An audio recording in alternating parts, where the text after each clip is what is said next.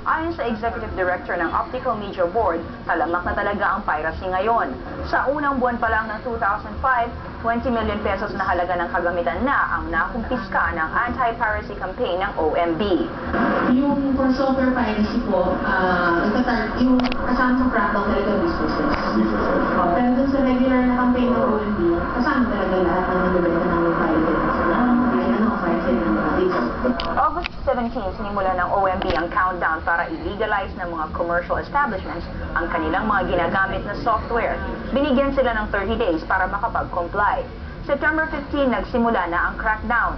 Mga malalaking korporasyon daw ang target ng anti-piracy team, gaya ng mga design company na gumagamit ng AutoCAD. Ngunit ayon sa OMB, marami pa rin ang hindi nakapag-comply, lalo na sa mga internet cafes. Ito ay dahil wala silang kapital para bumili ng original versions. Hanggang 12 years na pagkakakulong ang pwedeng parusa sa sino mang mahuhuling gumagamit ng pirated software. Early next year, and after that, we have to start trying after the internet cafes na with search warrants. Hindi rin umanong masisisi ng OMB ang publiko na patuloy na tangkilikin ng mga pirated copies dahil mura ang mga ito. Noong nakaraang linggo, sa unang pagkakataon nagsagawa ng inspection sa Pampanga ang anti-piracy team. 6 na internet cafes ang kanilang binisita. Isa-isang ininspeksyon ang mga unit para siguruhing legal ang mga software na gamit dito. Matapos ito ay binigyan ito ng Certificate of Compliance.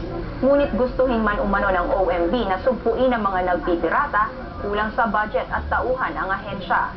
1 million pesos lang ang budget ng OMB sa isang taon. Nangangailangan raw ito ng 95 million pesos para sa aktual na enforcement. Sa 60 personnel nito, 20 lamang ang enforcers. Sakop na nila ang buong bansa. Gayunman, nagkaroon naman daw ng magandang epekto ang piracy. Dahil dito, bumaba ang presyo ng mga softwares at maging ng VCD at DVD.